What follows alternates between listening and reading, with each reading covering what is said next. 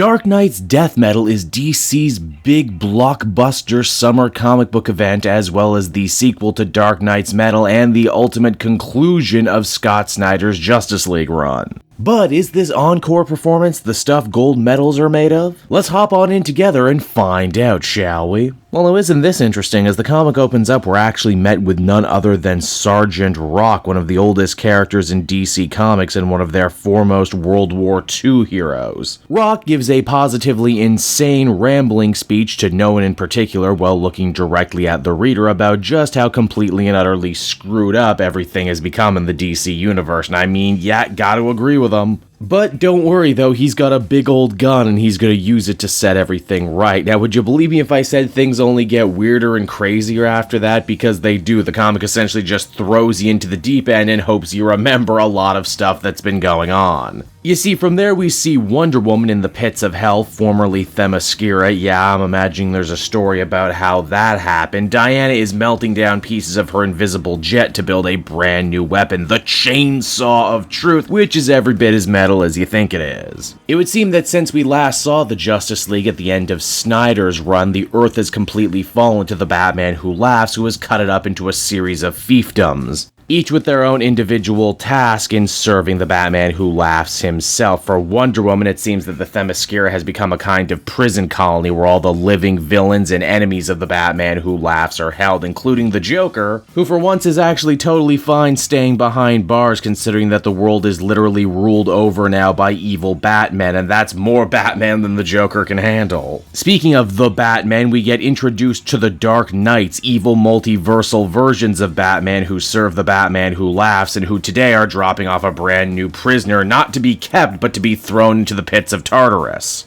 This mysteriously hooded individual is said to be quite powerful, and while we don't see their face right away, they very clearly recognize Wonder Woman. Now, it's after that Wonder Woman is told that she and others will be attending a meeting of the Justice League at Castle Batman, formerly Wayne Manor. It's here where the Batman Who Laughs gloats over his victory, and we actually get a better understanding of what's going on here. It seems that when Perpetua, the goddess of the universe, essentially chose the Batman Who Laughs to be her warden, he was given free rein to do whatever he wanted, and he's been using it to torture the hell out of the hero community. He's kidnapped their friends and family and basically shanghaied them into servitude. The extra incentive being that there is a particular Dark Knight that essentially follows around the heroes at all time to make sure they don't rock the boat too much. We got a big octopus monster, a Batman if he was a new god, lots of fun stuff at play here. We also find out that Perpetua is very close to her ultimate goal of reorganizing the universe in her own image. Of the 52 original Earths that we know of, apparently there's only 8 Earths left. Batman Who Laughs says that if all the heroes are willing to play ball with him for just a little longer, then he swears that when his mistress has managed to completely reshape the universe, they'll all be allowed their own Earth where they can live with those closest to them. But wait, weren't the Justice League supposed to defeat the Batman Who Laughs and Perpetua before things ever got so bad? Didn't the ruling body of the DC universe basically empower them to go forward? Well, yeah, indeed, that definitely happened. They passed through a blue portal like they did at the end of Snyder's Justice League run, but it seems that something went horribly wrong after that. There was a hand reaching through from the other side, and, well, no one can really remember what happened after that.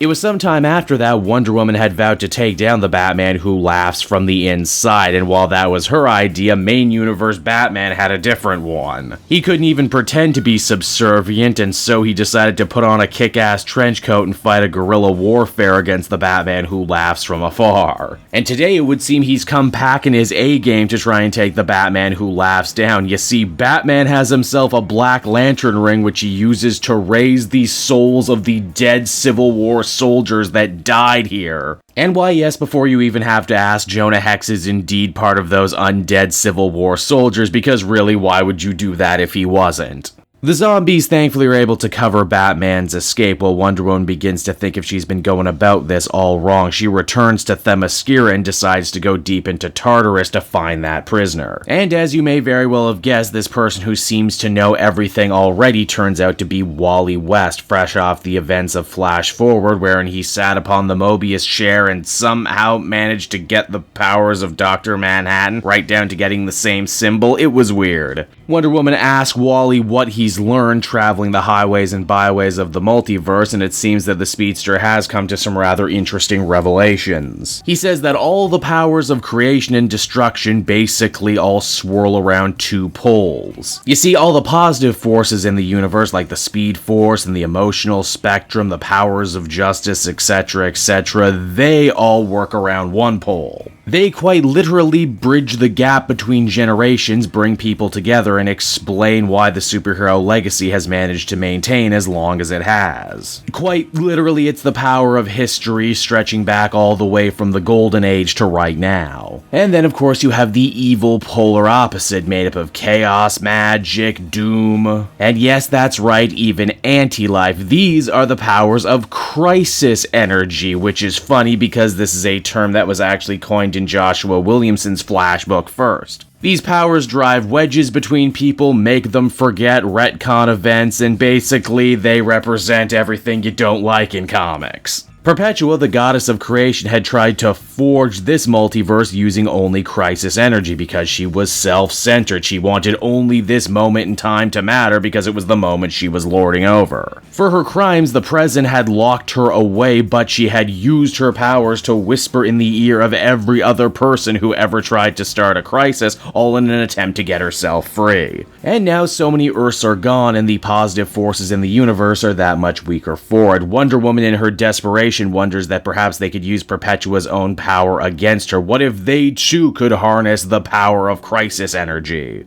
It's at this point too, Wonder Woman realizes that the Batman who laughs has been listening to her this whole time. As he puts it, he knows Wonder Woman better than she knows herself because he's known so many different versions of her from throughout the multiverse. He also kicks around the term direct crisis energy and anti-crisis energy. Also, he can make an AC/DC joke, which I must admit is actually pretty clever. It's here too, with little option left and her back against the wall, Wonder Woman chooses to use her ultimate trump card. You see, she was melting down metal from the invisible plane, not just to build a stronger weapon, but to build an invisible one too. Meaning that the Batman who laughs quite literally does not see his own demise coming when it actually finds him, though, because again, this is Batman we're dealing with. Even death ultimately proves to be part of his plan. You see, if ever in the event that Batman who laughs should die, his followers would activate the final Batman. Who is the final Batman? What is the final Batman? What does any of it mean? I don't know, but as the comic comes to a close, we see another shadowy Batman figure pick up Sergeant Rock, who's actually been missing legs this whole time.